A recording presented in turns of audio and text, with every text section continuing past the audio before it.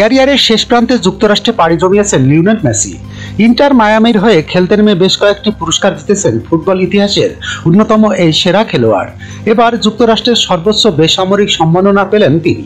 শনিবার 4 জানুয়ারি হোয়াইট হাউসে আয়োজিত এক অনুষ্ঠানে মেসির হাতে এই পুরস্কার তুলে দেন মার্কিন প্রেসিডেন্ট জো বাইডেন।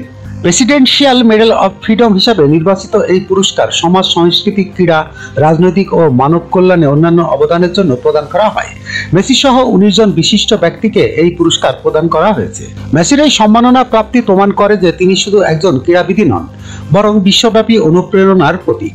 ফুটবলের মাঠে তার অর্জন যেমন অসামান্য, তেমনি মাঠের বাইরেও তার জনপ্রিয়তা, সামাজিক কার্যক্রম ও প্রভাব তাকে আরও উচ্চতায় নিয়ে গেছে। যখনকার খবর তখনই দেখতে চোখ রাখুন সুন 24 টিভিতে। চ্যানেলটি সাবস্ক্রাইব করুন।